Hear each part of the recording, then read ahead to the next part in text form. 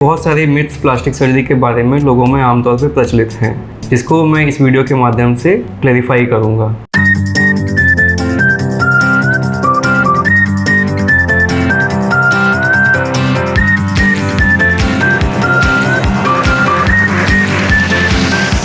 नमस्कार दोस्तों, मैं डॉक्टर विवेक गुप्ता एक बोर्ड सर्टिफाइड प्लास्टिक सर्जन हूं और अपने पिछले 7 साल के प्लास्टिक सर्जरी के अनुभव के द्वारा अपने मरीजों का कॉन्फिडेंस बढ़ाने में हेल्प कर रहा हूं। लोगों को बहुत बार लगता है कि प्लास्टिक सर्जरी अमीरों के लिए है या फिर सिर्फ औरतों के लिए है या फिर इससे सिर्फ सुंदरता ही बढ़ाई जा सकती है।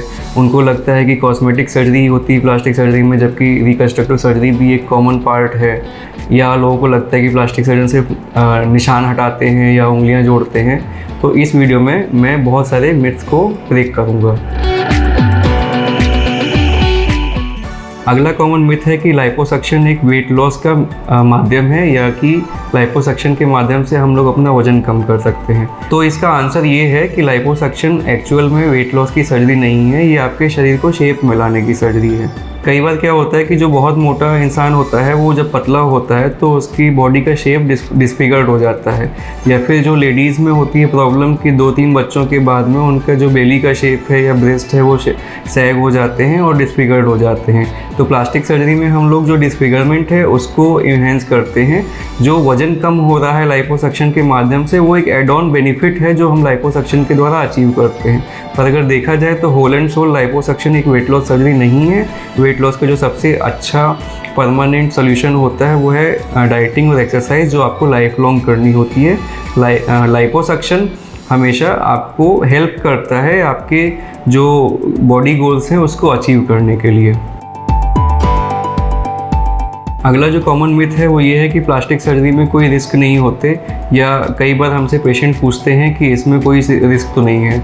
तो मैं उसको एक्सप्लेन करना चाहूँगा कि हर एक सर्जरी में, चाहे वो किसी भी तरह की ब्रेन सर्जरी हो या जनरल सर्जरी हो या गायनेकोलॉजिकल सर्जरी हो, कुछ रिस्क हमेशा इन्वॉल्व होते हैं। प्लास्टिक सर्जरी में भी चूँकि हम लोग आपके सॉफ्ट टिश्यूज़ की सर्जरी कर रहे हैं जो कि बहुत एक्सटर्नल इन्वायरमेंट के लिए एक्सपोज हैं, तो वहाँ पर इन्फेक्शन होने के काफ़ी चांसेस होते हैं। उसके अलावा जो स्कार्स होते हैं उसमें स्कारिंग और हाइपोट्रोफी स्कार, कीलॉइड, हेमेटोमा, सीरोमा, इस तरह के कॉम्प्लिकेशंस होते हैं। लेकिन एक एजुकेटेड और वेल एक्सपीरियंस प्लास्टिक सर्जन हो तो इस तरह के कॉम्प्लिकेशंस बहुत मिनिमाइज होते हैं। उस पर भी जो प्लास्टिक सर्जन्स के अपने खुद के यूनिट होते हैं वहाँ पर जो सर्जन्स हैं वो इस तरह की कॉम्प्लिकेशंस को टैकल करने के लिए वेल ट्रेंड होते हैं और जो स्टाफ होता है वो भी वेल ट्रेंड होता है। तो इस तरह के कॉम्प्लिकेशन बहुत ही मिनिमम होते हैं। अगली जो मिथ है वो है ब्रेस्ट इम्प्लांट्स के बारे में। बहुत बार लोगों को ये कन्फ्यूजन होती है कि ब्रेस्ट इम्प्लांट हर 10 साल में बदले जाते हैं। तो इसका आंसर है कि ऐसा बिल्कुल नहीं है। प्लास्टिक सर्जरी में बहुत सारी प्रोसीजर्स हैं, उनकी एक लाइफ होती है। जैसे कि बोटॉक्स 3 से लेकर के 12 महीने तक होता है, फिलर 8 से लेकर 12 महीने तक होता है, लेकिन सिलिकॉन इम्प्लांट हमेशा बहुत लंबे समय तक यूज़ होते हैं। ऐसा नहीं है कि उनको 10 साल के बाद बदलना पड़ता है। कई बार ब्रेस्ट इम्प्लांट लाइफ लॉन्ग पड़े रहते हैं और कोई भी प्रॉब्लम नहीं आती है। तो अगर आप ब्रेस्ट इम्प्लांट अपनी सर्जरी के लिए ऑप्ट कर रहे हैं, ब्रेस्ट इन्हेंसमेंट के लिए, तो बेफिक्र हो करके ऑप्ट करें, क्योंकि ऐसा नहीं है कि इसको हमको थोड़े टाइम के बाद बदलना पड़ेगा या हटाना पड़ेगा। अगला कॉमन मिथ है कि प्लास्टिक सर्जरी के बाद हमारे शरीर पे परमानेंट निशान बन जाएंगे।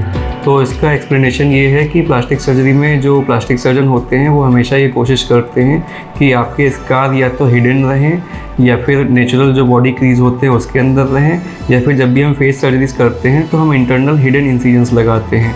तो आफ्टर रिकवरी ये स्कार्स जो है वो बहुत ही या तो आपको दिखाई ही नहीं देंगे, या फिर जब आप नॉर्मल कपड़े पहनते हैं यानी कि टी-शर्ट और शॉर्ट्स पहनते हैं तो उसमें नहीं दिखाई देते हैं। तो इस तरह से मैं ये कहूँगा कि प्लास्टिक सर्जरी में स्कार्स बनने की संभावना थोड़ी कम ही होती है, और जब भी कोई स्कार्स दिए जाते हैं तो हिडन रहते हैं।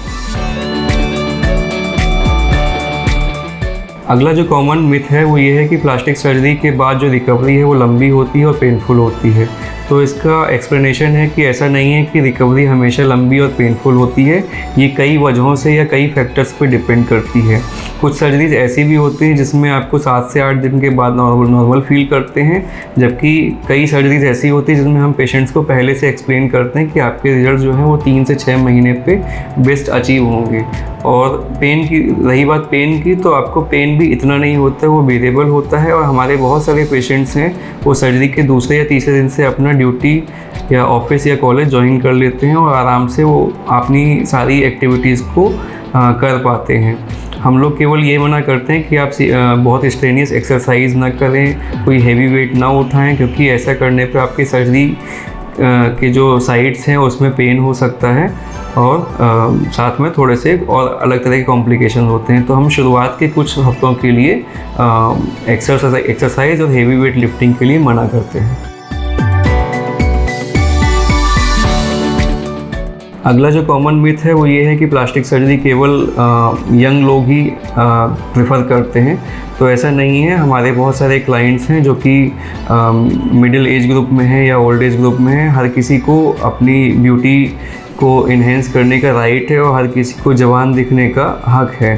तो हमारे बहुत सारे पेशेंट्स हैं जो कि एंटी एजिंग ट्रीटमेंट करवाते हैं जिससे कि वो यंग दिख सकें, और हमारे बहुत सारे पेशेंट्स मिडिल एज में हैं जिनका कई बार होता है कि सेकंड मैरिज या फिर किसी वजह से उनको सेल्स वाले जॉब्स में हो तो उसमें उनको अट्रैक्टिव दिखना होता है, तो वो लोग भी प्लास्टिक सर्जरीज ऑप्ट करते हैं। वीडियो को पूरा देखने के लिए धन्यवाद। अगर आपका कोई प्रश्न है या कोई डाउट है या कोई मिथ आपको क्लियर करनी है तो कमेंट बॉक्स में लिखें, मैं आपके कमेंट्स का पर्सनली जवाब देता हूं। आपका सपोर्ट हमारे लिए इम्पोर्टेंट है, इससे हमें बेहतर मेडिकल कंटेंट बनाने में हेल्प मिलती है। इसलिए मेरे वीडियो को लाइक करें और शेयर करें, चैनल को सब्सक्राइब करें। मेरे चैनल के बाकी वीडियोज़ को भी देखना ना भूलें जो कि आपको रिकमेंडेड सेक्शन में दिखाई देते हैं। मैं आपको जल्दी नए वीडियो में मिलूँगा, तब तक के लिए stay healthy and take care.